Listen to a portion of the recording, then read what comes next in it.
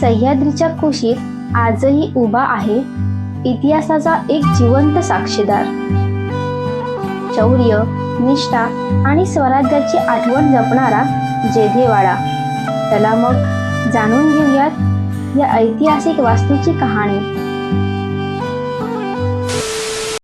छत्रपती शिवाजी महाराजांच्या स्वराज्यात ज्या घराण्याने निष्ठेने साथ दिली त्या जेधे घराण्याचा हा ऐतिहासिक वाडा आजही भूतकाळाच्या आठवणी जपून ठेवणारा आहे. स्वराज्याच्या इतिहासात मोलाचे योगदान देणाऱ्या कान्होजी जेधे यांचा हा ऐतिहासिक वाडा पुणे जिल्ह्यातील भोर तालुक्यातील कारी गावामध्ये बसलेला. हा वाडा आता आपण संपूर्ण पाहणार आहोत.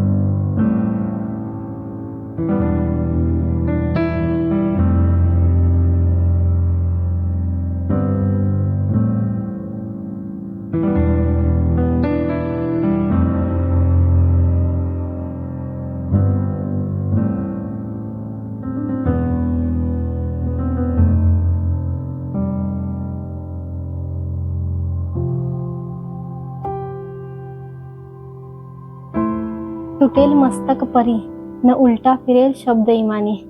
आणि हा तुम्ही फोटो ही प्रतिमा बघा.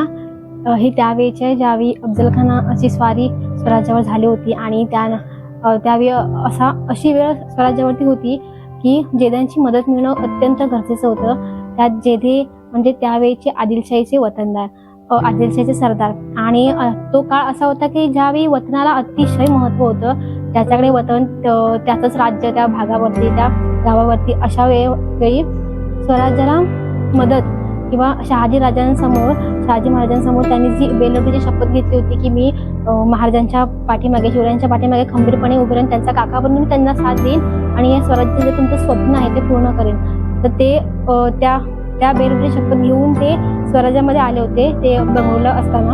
आणि त्यानंतर ज्यावेळी अफजल खानाची स्वारी चालून आल्यानंतर त्याच्या आधीच्या काही काळामध्ये महाराजांना त्यांची मदत मिळणं अत्यंत गरजेचं होतं. आणि अशा वेळी स्वतःच्या कुटुंब कबिल्याला अफजल खानाचं पत्र आलेलं असताना, बडी बेगमचा कलता आलेला असतानाही त्यांनी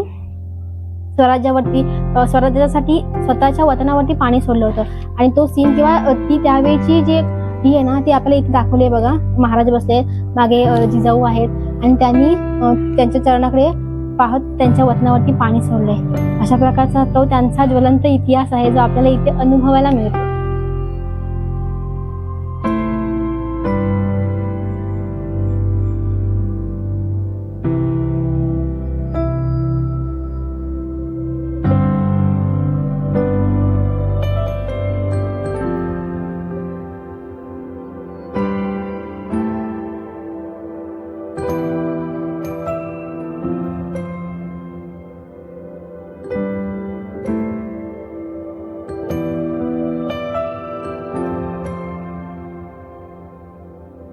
बघा, हे त्यावेळेचं कान्होजी काकांचं चिलखर आहे, ज्याचं वजन 35 किलो असं म्हणतात.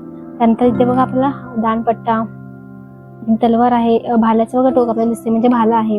आणि त्यावेळीच्या त्यांच्या दैनंदिन जीवनात ज्या ह्या वाड्यामध्ये लागणाऱ्या गोष्टी होत्या म्हणजे भांडी वगैरे होती, ती आपल्याला बाहेर इथे बघायला मिळणार आहेत आताही. आणि इथे बघा त्यावेळेच्या जुन्या त्यांची देवपूजेची त्यांना एक वेगळी आवड होती. सकाळ संध्याकाळ त्यांच्या नागेश्वराचं दर्शन करून पूजा करायची. त्या सगळ्या गोष्टी त्यावेळेच्या त्याने आपल्या पिढीला समजण्यासाठी, आपल्या पिढीपर्यंत पोहोचण्यासाठी जतन करून ठेवल्यात.